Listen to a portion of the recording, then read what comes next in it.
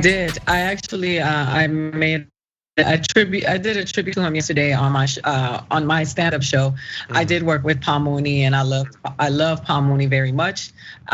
He was a very big influence in my comedy. Those people who know my style of comedy know that I subscribe to the school of the Paul Mooney, George Carlin, and Marsha Warfield school, and it's a great loss for the comedy community. You know, he was like the Magic Johnson of comedy. He helped a lot of people get those shots in there. He was a support for a lot of people. So I worked actually with Michelle Wolf and Dave Chappelle on Tuesday in New York. I did a show with them at the Stand. So it's really interesting how this week has unfolded. Oh my God, can you imagine going out to a night of comedy and you've got Aida, you got Michelle Wolf, you got Dave Chappelle. That's amazing. What, you should have told me. I'd have flown out. Like this TDR thing, I can cancel it at a moment's notice. It doesn't really matter. I'll go. That would have been awesome. Well, anyway, I'm glad that you're getting back out there. I know that your fans have got to be thrilled to see you once again. That said, we've got a lot to talk about here as well, including a couple of updates on some of the stories we were talking about yesterday. The attempt to stop this sale of weapons from the US to the Israeli military. We've got updates on the January 6th commission, attacks going out, against people in our government for their commentary about what's happening in Palestine right now. We got a lot. We got some stuff. Hey, Ida's in Texas. We got some Texas news for you. So a lot's happening. But if you're watching this, regardless of where you are, please hit the like button, share the stream, let people know that we're live. And if you want to send us messages, we will respond if you have any questions. Also, if you have any questions and you want more in-depth answers, conveniently later on today at 12 p.m. Pacific time, 3 p.m. Eastern time, we will be having over at YouTube our monthly live Q&A for our tier 3 members. So if you are a tier 3 member on YouTube, every month we just hang out and we talk about stuff. Sometimes news, sometimes not. It's whatever you want, and that's happening later today. So consider becoming a member and getting access to that. That said, though, Aida, you ready to talk about some news? Let's go. Okay, let's do it. Everybody, dangerous. We're gonna do it anyway. Yesterday, Representative Alexandria Ocasio-Cortez, as well as some others, including Rashida Tlaib, Mark Pocan, Ilhan Omar, a few others, introduced in the House a resolution of disapproval to attempt to block the proposed $735 million in arms sales to Israel while the current campaign against Palestine is going on. The issue was that there's very little time for that block to actually happen. In fact, today is the last day it could happen unless one thing happened, which is a senator signed on. And it was a really open question as to whether any senator would do that. Now, there's a couple of senators that are pretty good. One you might know of that we had some hopes. And on the show, we asked you to hashtag Withhold The Treats, I think it was, and put pressure on Senator Bernie Sanders to sign on to this effort. And what do you know? Senator Bernie Sanders is preparing to introduce a resolution today disproving of the US sale of those precision-guided weapons to Israel, according to a draft obtained by the Washington Post. And he said in a statement, at a moment when US-made bombs are devastating Gaza and killing women and children, we cannot simply let another huge arms sale go through without even a congressional debate. I believe that the US must help lead the way to a peaceful and prosperous future for both Israelis and Palestinians. We need to take a hard look at whether the sale of these weapons is actually helping do that or whether it is simply fueling conflict, which is, I mean, that's kind of a funny statement, Aida. Like the weapons that we'd be selling them are the same sorts of weapons that are being used against Palestinian civilians right now. But hey, he signed on to it, and so the process can continue at least. What do you think?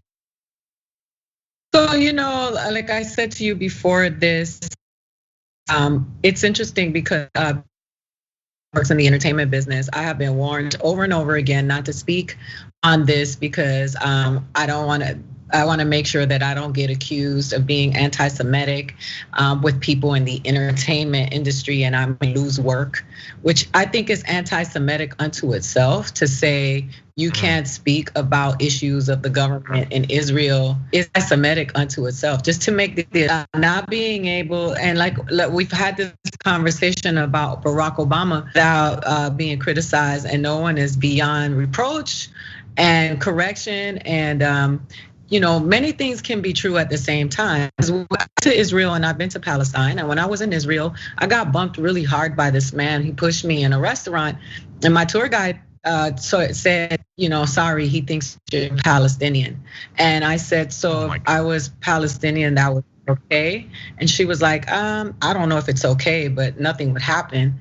And that made me feel really bad because nothing happened anyway. And I was an American for him doing that to me. But all that to say, I also saw a bunch of kids walking around with machine guns because they have to serve in the military, and a lot of people disregard while they're pushing on this war. There are a lot of Israeli mothers whose kids have to go out and fight these wars because they are part of the military as well. And so when you have root attitude towards this issue because you're not there, because there's a lot of people chiming in on this who've never been to Israel or Palestine, who don't understand the tension and the conflict. And the history of the conflict, and are chiming in because a lot of things have happened to a lot of people around the world. There have been a lot of people who have experienced genocide and oppression, and none of it has been okay. And that being said, doesn't justify Palestinian children being interrogated at 11 years old, being pulled out of their beds in the middle of the night. And you know what, John, was really interesting? I met a lot of Israeli mothers who were working on finding peace and solution with Palestinian mothers because they are fed up with this governmental dance that affects the everyday people. And so when we have these conversations about Israel and Palestine, it is important, and we are fair in our conversation when we talk about Palestine being occupied and what's happening in part of the world. A lot of us we're always picking teams that we're liberals, we're conservatives, we're pro-Israel, anti-Israel. You don't have to be anti-Israel to be pro-Palestine. You can say it's okay for the children and the people of Palestine to have peace. And it's also okay to say that government is corrupt worldwide, and Israel and Palestine are not exempt from that. And the people are the ones that always pay the price. So, I mean, if I get canceled, if I lose work, if people get angry, I've actually been in Ramallah and I've had to see people hide to have lunch with us because they don't want to get in trouble. We have to start using the word terrorist correctly. People that run towards machine guns with knives in their hands are not terrorists. People are just pursued by cop. Like, we have language that's ill-informed and also dangerous because we don't know what's going on over there. And nobody is calling for a second Holocaust for Jewish people. That's not what anybody's calling for when they say that Palestinian children and women and men and innocent young people should not be dying because government is corrupt. Yeah, I mean, the thing about calling for peace is that it's peace for both sides. It's better. It can't be anti-Semitic to criticize the military actions of the current government of a country if you can look. I mean, look, I'm not an expert. I've basically been nowhere in the world, but I have actually been to Israel. That said, I'm still not an expert on the area, but clearly this strategy sucks and it gets a lot of Israelis killed. If you want to continue that for a few more decades, that means a lot of Israelis being killed. I personally want that not to happen. I want peace on both sides. So I don't know, criticize me or Aida or Rashida Tlaib or Ilhan Omar if you want to, but we're still gonna advocate for our values, which also conveniently would produce less dead people on both sides. Now, really fast on the blocking of the weapons sale. Again, I wanna thank Senator Bernie Sanders for doing this. Hopefully now that he has done it, and he's gonna be attacked endlessly. Bernie Sanders, Jewish American, will definitely be criticized as an anti-Semite. Maybe him taking those slings and arrows will allow some other Democrats in the Senate to possibly sign on to it. We'll see. That said, it's probably not gonna stop the weapons from being sold. We didn't ask you to call the office because it would definitely work. We just think this is an important step.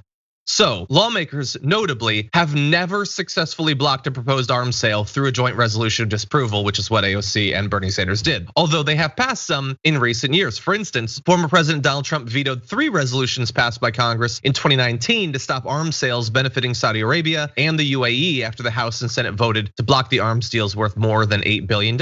We cited those efforts by Congress during this week because it seemed crazy at the time to be giving these countries weapons that were then going to be dropped on civilians. The exact same situation. And Congress very easily tried to block those. This is part of the momentum, I think. This is moving in the direction of having a Congress that reflects a little bit more of the changing American disinterest in supporting the mass slaughter of civilians internationally. Whether this succeeds or not, it almost certainly will not succeed. The weapons deal will almost certainly go through. Aida, I'm at least happy that we're starting to see some who are willing to question it. Well, I mean, it's been years of that people have been afraid to speak out because nobody wants to ever seem like they are anti the people of Israel. Like that's it. Somewhere along the line, it's gotten hijacked by this rhetoric that if you criticize the government of Israel and the actions against, the people of Palestine, that you are anti-Semitic. And I think that has stretched across from entertainment to government and all over the place. So I think that it is important for us to have honest, real conversations, and this all lives matter approach to everything that we take sometimes is very harmful to the people who are on the bottom end of the oppression. And so I just think that, our government has been very corrupt in providing arms to people all over the world, destabilizing governments all over the world. And then, when it comes to the brown people of Central America, they do that. They destabilize them for coming over here to seek refuge. Israel is a very specific area that has a very specific history. And, I think that it is important that we are honest of what's happening in the Middle East. And that is not to say that it is cool for, a rocket to be shot into Israel and kill children in Israel either. But if you understand the conflict and if you've seen the conditions of the people in Palestine and how they're living their lives as a result of the things that have happened, it's not cool. Exactly. I think pretty much everyone gets that Hamas firing a rocket is bad. What we're fighting for is to get people to realize that a much more expensive, fancier missile killing civilians going the opposite direction is just as bad. And unfortunately, there are not a lot of people up until very recently that were willing to say that. And to the attempt, it's this shield. It's the creation of criticizing particular military tactics becomes anti-Israel. That doesn't make any sense. How many international viewers do we have of TDR that despised virtually everything Donald Trump did? Were they anti-American for not supporting one particular party or one particular politician? We pick and choose very carefully when the identity of a nation gets tied in with the actions of a particular man or a particular party. And that's almost always BS. It's almost always used to silence dissension and critique.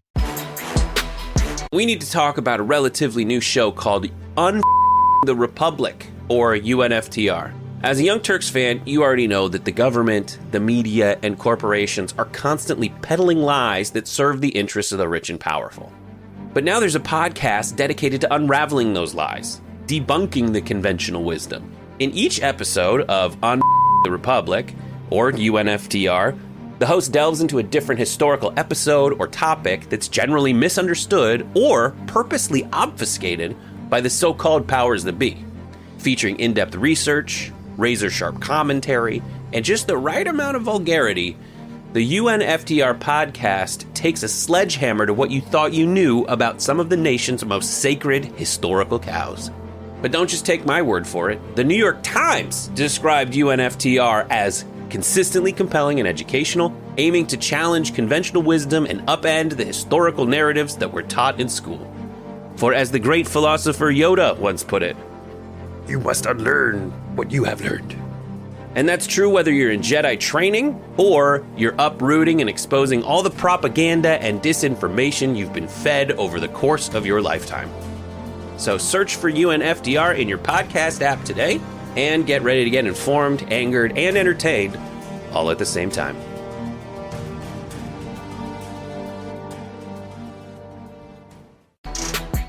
It was really looking bad yesterday for the proposed commission to look into what happened on January 6th in DC, with virtually every high-profile Republican coming out against it. Donald Trump called for it to end. Both Mitch McConnell and Kevin McCarthy turned against it. Tucker Carlson was doing crazed monologues about it. And yet, at least in the House, it was overwhelmingly approved with a vote of 252 to 175. Didn't hurt that the Capitol Police sent a letter to officials shaming them for refusing to stand in support of the cops who protected them. Back the blue, as they always say. Well, they reluctantly were shamed into sort of backing the blue. But anyway, as of even last night, Republican leadership was still opposing it. And so we didn't know, but it did actually happen, Aida. So at least in the House, I don't know, do you think that enough Republican senators would potentially sign on to this, that it'll actually happen? Do you think that the commission is a good idea in the first place? Where do you stand on this? So do I think enough Republicans, you know what's funny? I don't know anymore about the Republican Party, because there was a time where, I mean, this year, what we saw on January 6th, we saw people flip from when the stuff immediately happened and the young woman was killed, people that spoke out against it, all of a sudden are now retracting their statement. So I don't know what to think of politicians in general, the Republican Party. What do I think about the, oh my God, when we have this conversation about law enforcement, I had an Uber driver just ask me yesterday, how do I feel about defunding the police? And how do I think we're gonna survive without having law enforcement? We need it. That really explains and everything on in our government, because I think that a lot of people don't really understand the terms and the things of what's going on, and these politicians are hijacking these terms, just as what's happening with Israel. That there are a lot of people who are ill-informed. I think that any step towards making a better way in terms of law enforcement in this country is a positive step. And we have to remember that a lot of people who are in law enforcement are also Black and brown. And a lot of times they are also being held, hostage to a culture that subjects them to violence and being ostracized as well. And I think that we need to really be honest about what is happening with the militarization of law enforcement in our country right now, where we are watching in real time so many things happen. So I hope that there are some people, I've seen some Republicans speak out in a way that made me think maybe they do have, some of them have a conscience and some of them, and that's not to say that I think that all Democrats have a conscience, because a lot of them are negotiable. I just hope that at some point human consciousness kicks in, where they stop thinking about dollars and start thinking about humanity, because we are like running ourselves in the ground on all cylinders, from the climate, law enforcement to toxic capitalism. Like we really think that we are invincible and immortal. The way that we behave, we act like we're gonna be here forever. Yeah, I don't understand the way that some people behave. I would include an Uber driver asking about something as contentious as this. Seems like too much. If I'm in an Uber, that's too much. Back off, buddy. Let's talk about the Mandalorian or something. Let's keep it clean. But no, I think what you're saying is very reasonable. My fear is that your expectations for people's rationality, sort of once again grappling with the actual issues that are facing the American people, regardless of what those issues might be. We're so far away from that on some of these Republicans. Have you been seeing? Ron Johnson was just on Laura Ingraham last night saying it was almost entirely a peaceful protest. You had the Clyde guy saying they were just tourists. They were just walking in an orderly fashion, even though videos have come out of him cowering behind a guy with a gun and all that. I don't know that any commission is going to get through to either those elected Republicans or their base, who similarly believes that there was nothing wrong with what happened on the 6th. But it does bother me that so many have turned so fully away from reality, that they'll pretend that all the violence and all that is fine.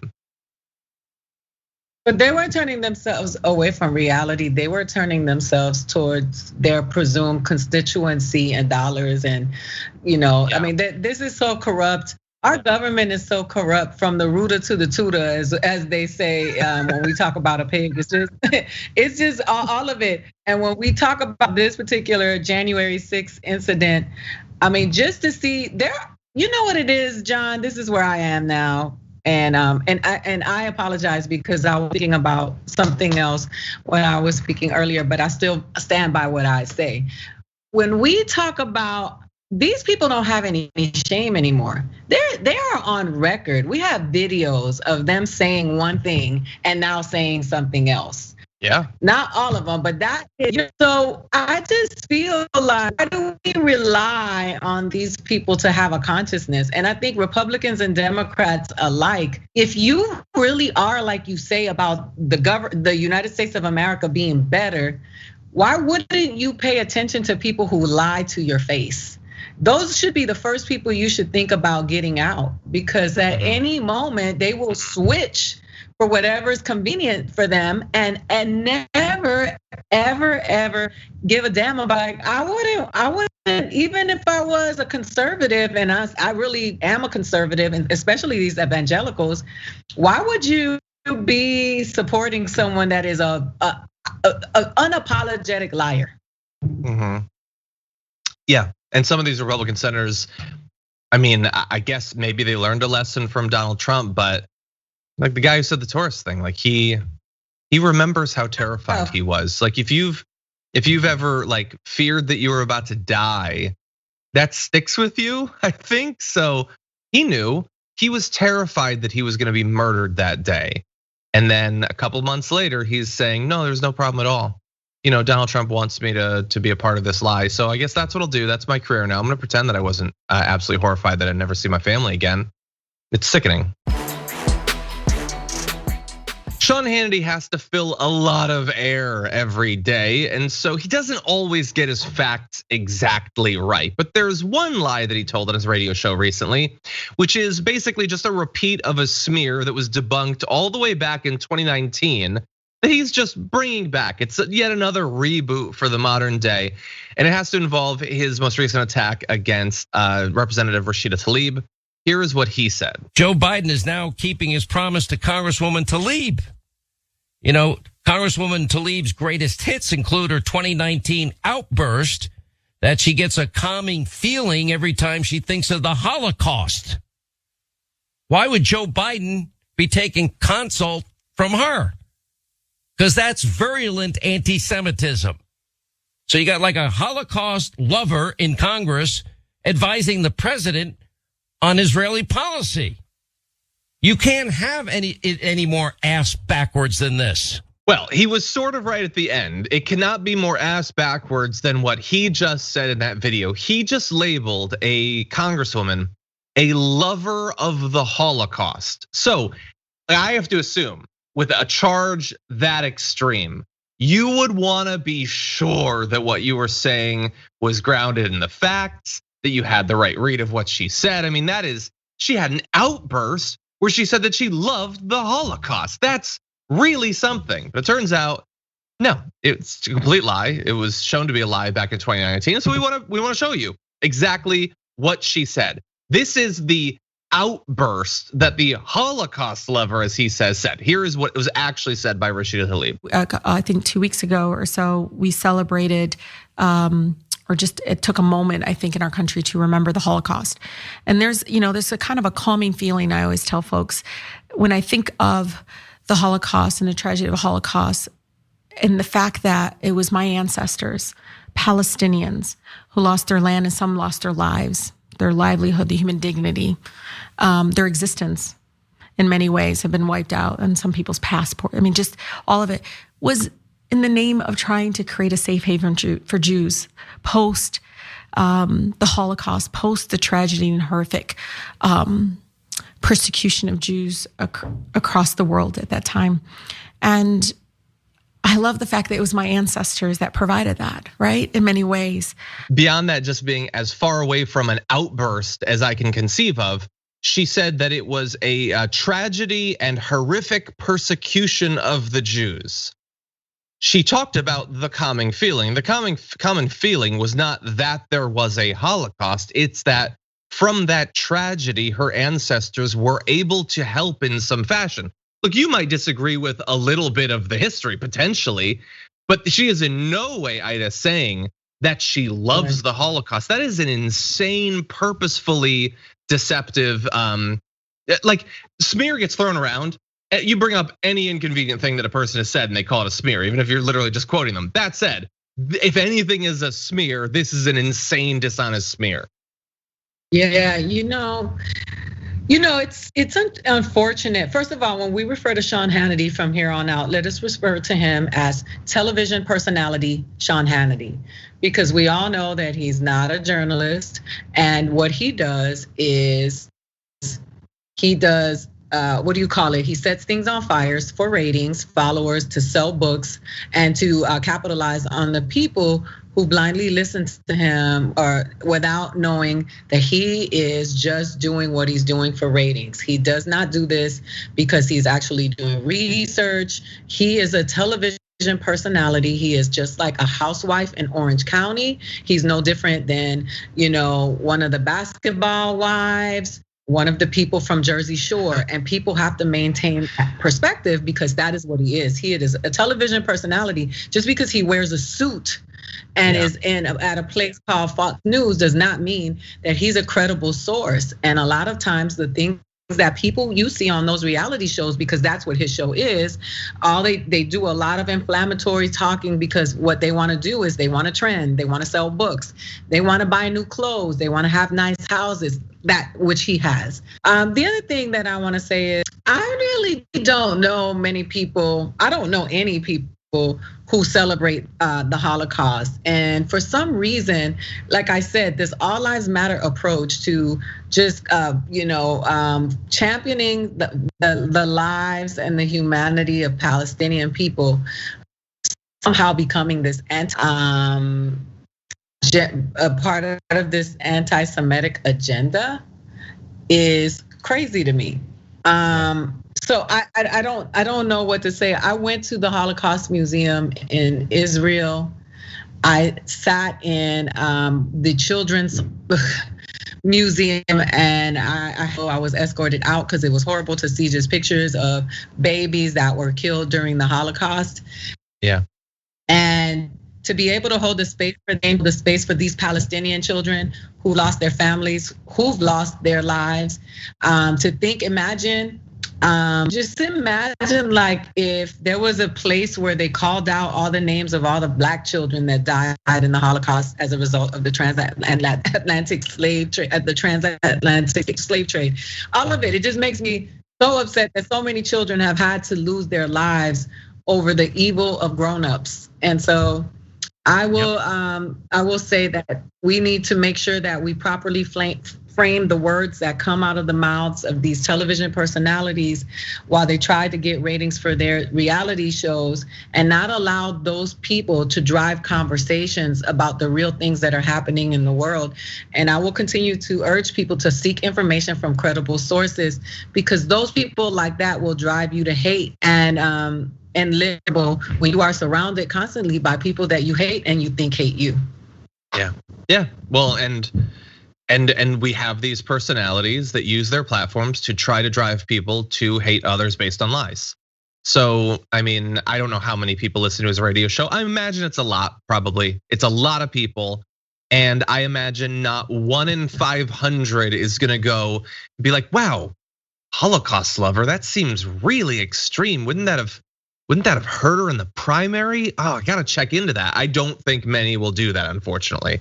And it wasn't difficult. It's there. As I said, this was already fact-checked and adjudicated back in 2019. But the damage at that point was already done. And by the way, I love this little throw. Like, so Liz Cheney, we've been pointing out that she was right on January 6th, but she's also terrible. Let's give you an example of how terrible she is. Back in 2019, she put out a press release titled "Statement from House GOP Conference Chair Liz Cheney on Representative Tlaib saying the Holocaust gives her a quote calming feeling." So she was a part of the lie. Sean Hannity, we have like no expectations of. Liz Cheney, I guess we shouldn't have any expectations of her too. She called the remarks sickening and accused Ms. Tlaib and other Democrats of spreading vile anti-Semitism. You know, when she said that the Holocaust was a tragedy and a terrible persecution of Jews worldwide. Mr. Scalise, leader in the Republican Party in the House as well, followed suit, calling her comments twisted and disgusting. Then Donald Trump, you know what, not even gonna read it, but he got involved in it, basically just trying to get as many of their followers to hate and fear Rashida Tlaib as much as possible. At the time, she tweeted, "Policing my words, twisting and turning them to ignite vile attacks on me will not work. All of you who are trying to silence me will fail miserably. I will never allow you to take my words out of context to push your racist and hateful agenda. The truth will always win." And unfortunately, 2 years later, almost on the anniversary, they're trying to do it again because they hate her and they fear her, and especially they don't like the fact that she represents a group that they care nothing about in Congress, that she'll give speeches supporting human rights, calling for less civilian deaths. They hate that about her. And so Sean Hannity, you know, spreading insane, obvious lies. Representative Ilhan Omar has been unapologetic in calling for a ceasefire, for an end to the ever-increasing number of Palestinian civilians that have been killed in the most recent violence between Israel and Palestine.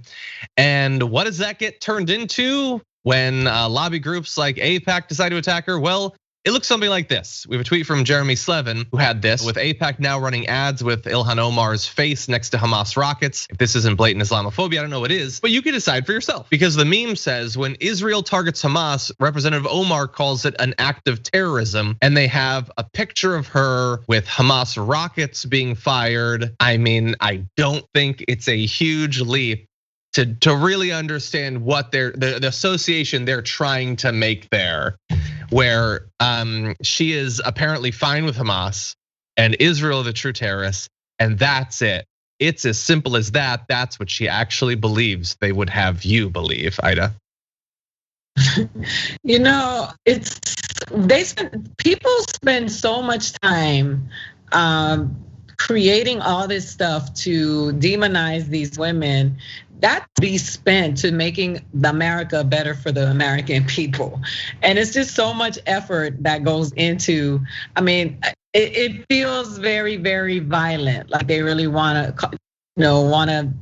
just entice someone to bring harm to these women. If Ilhan Omar has always been very vocal about caring for the lives of Muslim people, caring for the lives of people in Palestine, and caring for the people in America, not Muslim, from Palestine, and fighting for health care for the average American. She stands on a platform that calls empathy and respect to people in this country that they don't get from the current government.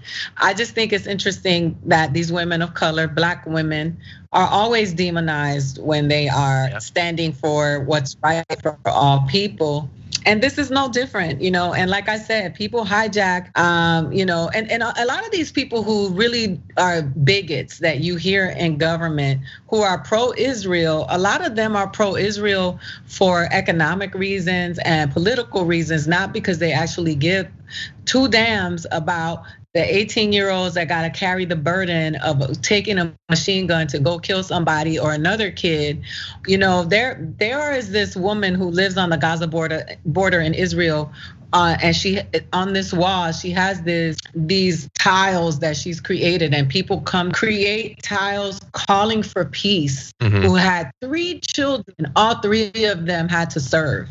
And so she said, when anything happens, my kids gotta go. And I want to keep reminding people of this, because when we talk about these wars and these conflicts, take into consideration who has to carry out the justice.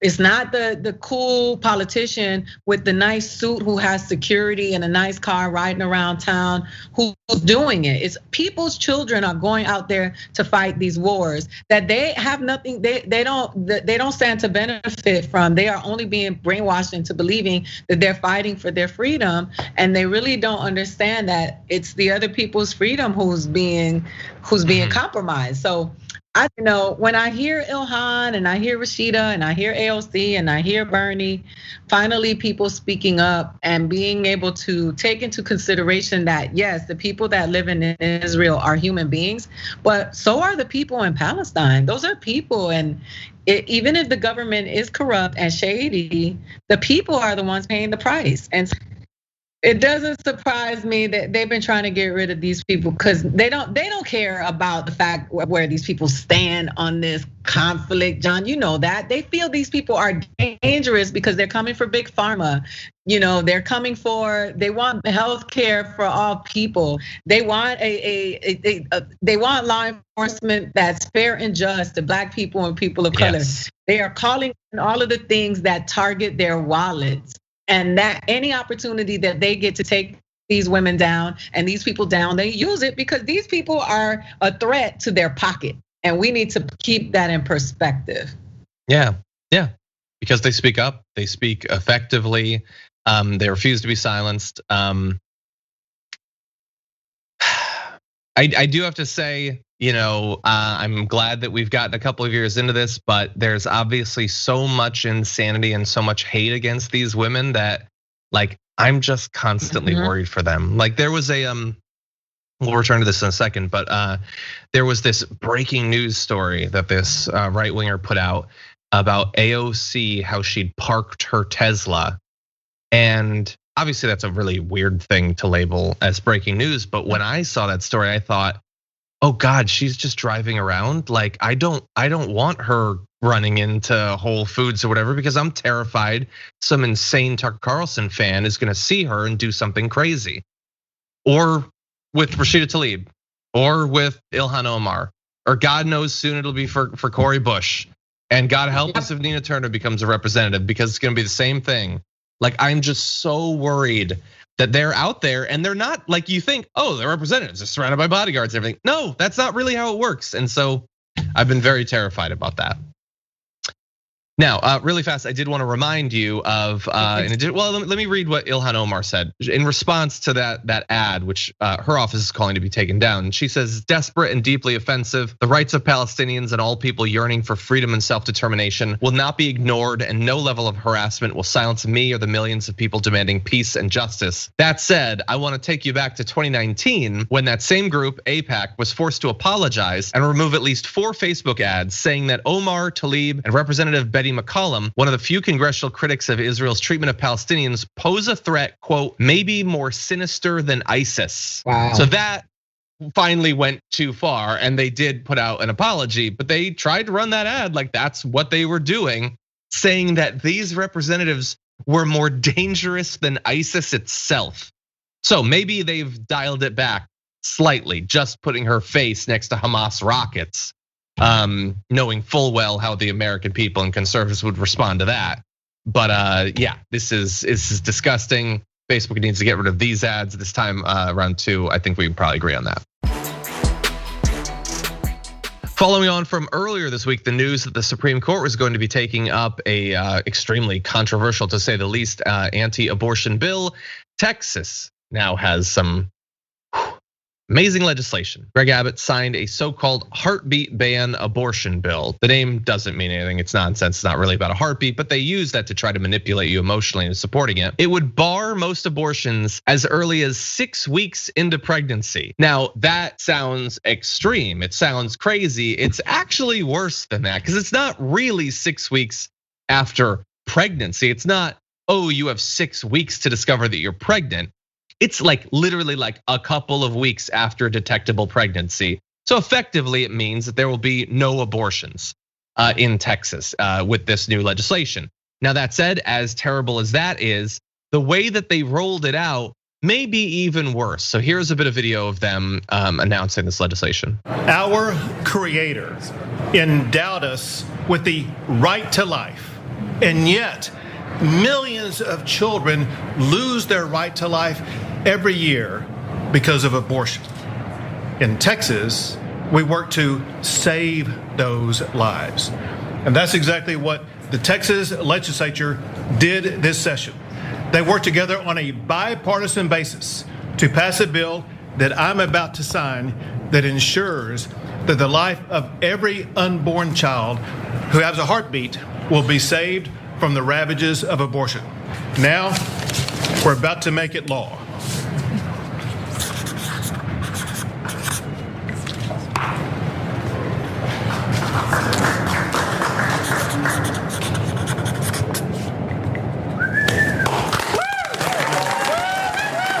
So they got a whole bunch of white guys, and then they got their like 6 women, and they clustered them in the middle. The only thing that would have made that imagery more perfect for today would be if they dressed in Wives Blue or in Handmaid's Red. But they did get a couple of women to put in the center of the shot as they effectively outlaw abortion entirely in one of the biggest and most populous states in the entire country, Ida. So I wanted to share this. Carlos Chapman, I don't know if you know who she is. She's a law professor at Washington and the university, made a very interesting point about abortion. She said, if a fetus is a person at 6 weeks pregnant, is that when the child support starts? Is that also when you can't deport the mother because she's carrying a US citizen? Can I insure a 6-week fetus and collect if I miscarry? Just trying to figure this out here. Where should we go? All in. And I think it's interesting that we see these people who, these men who are talking about how much they care about children in a state where the education system, the public education system, is struggling so poorly, so much. And I mean, we're all furious. We get furious when we hear these men continuously talking about how passionately they feel about abortion until one of their mistresses becomes pregnant, and then we have to find the story later about how they flew her to another state to get the abortion or whatever. It's just sickening, and it's tiring, and it's hypocrisy, and they continue to play on the American people's emotions and feelings, knowing that good and well that this has nothing to do with their moral ground. It really has to do with economics, politics, oppression, white supremacy, and all of the above. Yeah, every one of those creepy inbred dudes is gonna get abortions for people they want if they want them. They'll get it. They're just trying to make it more difficult for people in Texas. And by the way, as has been pointed out many times, no anti-abortion bill actually bans abortion. It only bans safe medical abortions. The abortions still happen. They're just way more dangerous. And the Republicans in that room are apparently fine with that. By the way, all the heartbeat stuff, I mean, we've gone over this ad nauseum, but it is total BS. It has nothing to do with a heartbeat. They're not detecting a heart. First of all, if they were to, there's no moral significance to that. It is just manipulation, but they're not even doing that. It is the detecting of a faint electrical signal from a few cells that will someday develop into a heart. It's not a heart that is beating in the chest of a fully formed human being. It is absolute emotional nonsense that they're trying to base this on. And under Roe v. Wade and Supreme Court precedent, none of this has any chance of succeeding. That said, we have an insane Supreme Court filled with religious zealots. It's a 7-2 Supreme Court effectively at this point, potentially on this issue, or close to it. And it is a reminder, as how many times do we say, when people tell you, don't worry about the Supreme Court, don't let that affect you, that's not a reason to vote one way or the other. Well, I don't know, for some issues it's sort of important. For some issues it has an effect. They didn't pass this bill thinking, we just want to send a signal, it's gonna get shut down by the Supreme Court. No, they want the Supreme Court to take it up, and they want the Supreme Court to eliminate Roe v. Wade entirely. They might not even need this one at this point, but this is just another thing that they're sending out there to try to get it taken out because they believe they have a crazy enough Supreme Court, and they might be right, Ida. They do. They have a handmaid on the Supreme Court. So, and that's not me like projecting or saying it, this or me trying to be funny. This is actually belonged to a right or a sect that refer to women as handmaids. There's so much that is how these the follow them emotionally, continuously trying to drive fear into them, telling them that someone is coming for something that belongs to them and they need their guns, knowing good and well the government will shut all of those people down if they have to, and their guns. And then telling people that abortion is a really big problem, and that, and it's all, patriarchy, it's all of it rolled up in one. And they have a lot of women who are being emotionally moved into supporting these movements. And as we watch on The Handmaid's Tale, it all doesn't end very well for the women who continuously support these men who are trying to oppress them. But to think about our Supreme Court, Donald Trump was successful, and the people who enable him were very successful in putting, a man who has accusations of sexual assault, and you saw them demonize the woman. But these are the people who care about women, right? They're the ones who care about women, they care about children, but you see the way that they treated them. And then, I don't know, it's turning at all cylinders, and humanity and America looks really dark right now in terms of the things that our government is doing. While all of this is happening, the conditions of the average American are not improving. And that for me is why I'm like, this is all bogus and malarkey. They keep us distracted. We're arguing about abortion and guns and immigration, and we lost 500,000 people to COVID. Yep. It's just gross. And still increasing. And one last thing on this, I'm gonna go to this last graphic. By the way, I just want you to bear this in mind as you continually hear from Republicans that Joe Biden isn't being sufficiently bipartisan, that, after they lost the House and the Senate and the White House and the American people absolutely despise them, Biden should still give them everything. Well, according to a recent survey of Texans by the University of Texas and the Texas Tribune, about 40% of respondents in Texas identified as pro-life, 41% as pro-choice. And yet, even though slightly more identify as pro-choice, they have now the most extreme anti-abortion legislation in the country. There's your unity. There's your bipartisanship. Let's just bear that in mind. I want to warn you that we are about to show you some video that is absolutely devastating and brutal. And it involves a man named Ronald Greene, a barber who back in 2019 failed to pull over for an unspecified traffic violation and was involved in a chase with police officers. When the chase ended, it was an absolutely devastating instance of police brutality that led to his family filing a federal wrongful death lawsuit, alleging that the troops brutalized him, left him beaten, bloodied, and in cardiac arrest before covering up the cause of his death. Now, as I said, this is all the way back in 2019. And for basically the entire time from then to now, Louisiana officials rebuffed repeated calls to release body cam footage of what actually happened, to give more details about what led to the 49-year-old's death. Initially, they told his family, and I want you to remember this as we move on, that he died on impact after crashing into a tree during the chase. They told his family that. Later, state police released a one-page statement acknowledging only that he struggled with troopers and then died on his way to the hospital. Well, now finally, a little bit of the video was acquired by the AP, and they've put out a bit that we're gonna show you. But as we have said, this is very rough and difficult to watch. But that said, here's a bit of what happened. I'm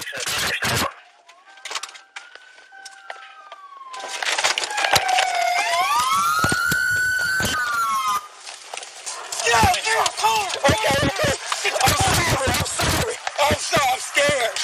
I'm just scared. Get out of the car. I'm scared. Mr. Greene was, to some degree, even though he had just finished leading police officers on a lengthy and a high-speed chase, his inclination at that particular point was to acquiesce to what the officers wanted. Let me see your hands. Put your hands behind your back. Give me your fucking hands. Put your hands behind your back. Taser. Put your hands behind your back. Behind your back. You're about to get it again if you don't put your hands behind your back. Put your hands behind your back. I'm sorry. What's problematic for me is that Mr. Greene is now left on the ground, on his stomach, handcuffed in a prone position. And officers are trained throughout the United States that once there's a struggle of this nature, the individual's handcuffed, that you need to push him off onto his side or get him in a sitting position so you can allow that breathing to be unimpeded by his own body weight. So what you just saw there was cops pulling someone out of the car and then murdering him. And then lying to the family. I can't even like imagine, on top of the unimaginable loss of a family member, they said that he died in a car crash. Then eventually they said that he struggled. They knew for 2 years that he was killed, that they took him out of the car, repeatedly tased him, and beat him to death, basically. And that's what we see there. And even now, they're declining to comment on the contents of the video. I sort of understand why they really wouldn't want to say much. They said, sure, it's awful but lawful. And they didn't even do an administrative investigation into the death for well over a year. The mother says they murdered him. It was set out, it was planned. He didn't have a chance. He didn't have a chance. He wasn't going to live to tell about it. You hear him screaming, crying out, saying how scared he was. And they just kept tasing him and kept beating him, dragged him by his ankle cuffs across the street. Yeah, it's lawful, right? Because these people never get in trouble for doing this. And when they do, it's a rarity. How many people have been killed since George Floyd? It is trauma porn at this point. Everywhere we turn, there's another story. For some people, it's hits and views, and for other people it's triggering and it's trauma. You have to watch a reflection of yourself being lynched and knowing that it could be you, because it doesn't matter if you're 15, it doesn't matter if you're 12, it doesn't matter if you are a barber, it doesn't matter if you work at a school cafeteria, it doesn't matter if you're a man, it doesn't matter if you're a woman, it doesn't matter if you're transgender. We can find a person to fill every column in this country that have been unlawfully killed by law enforcement.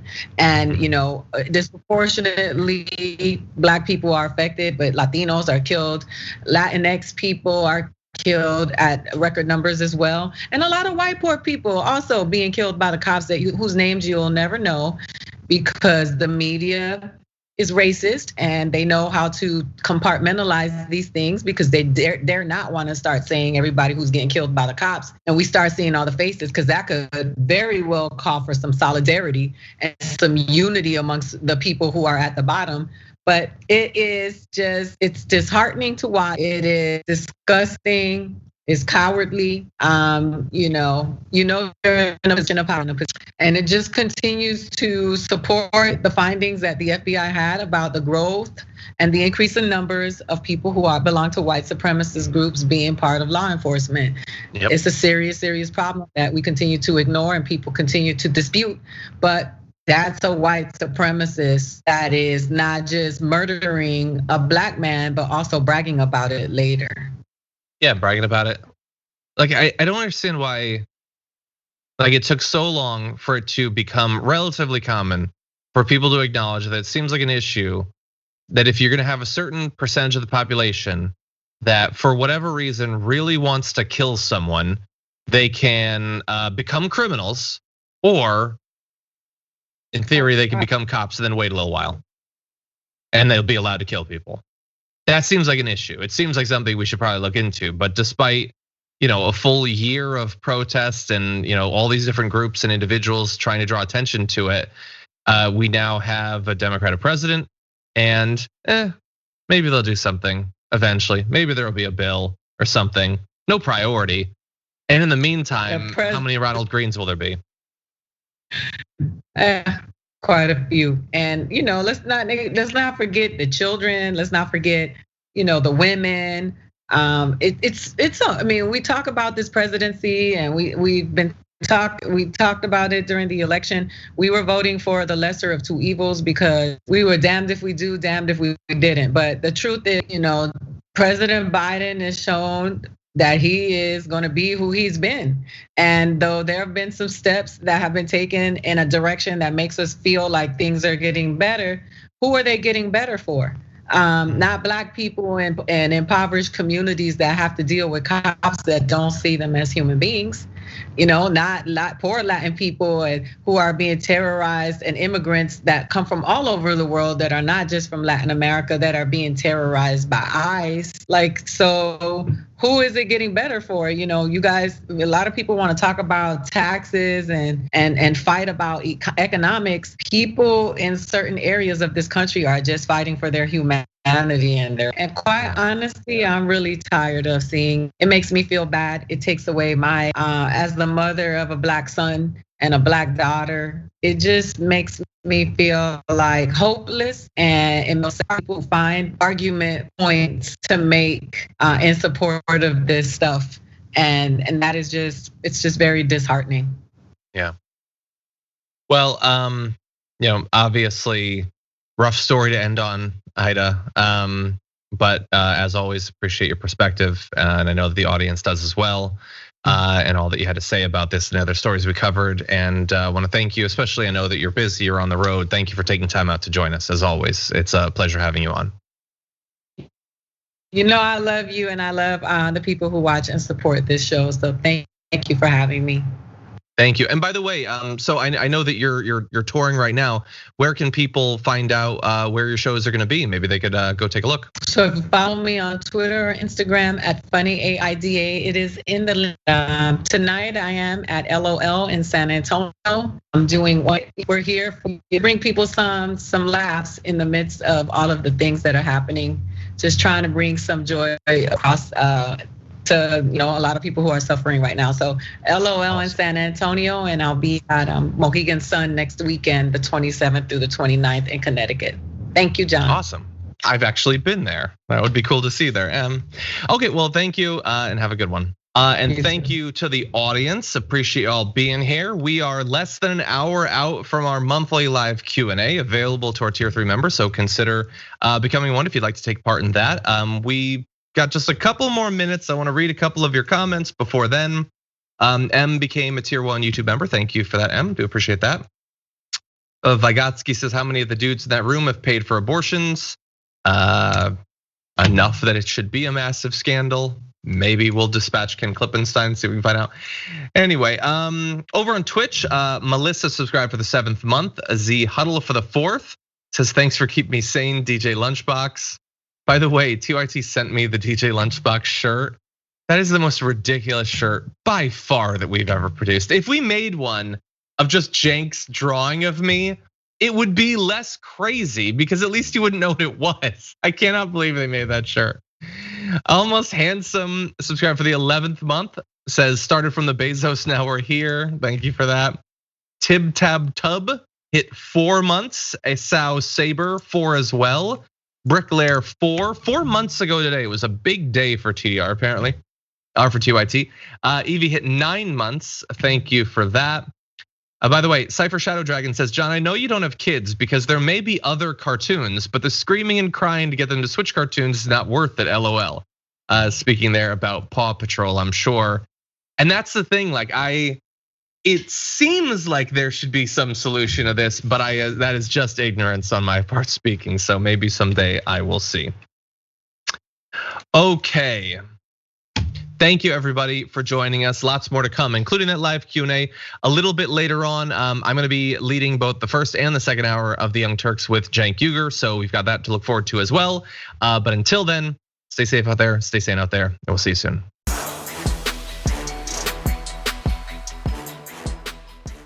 Thanks for listening to the full episode of The Damage Report. Support our work, listen ad-free, access members-only bonus content, and more by subscribing to Apple Podcasts at apple.co/TYT. I'm your host, John Adarola. I'll see you soon.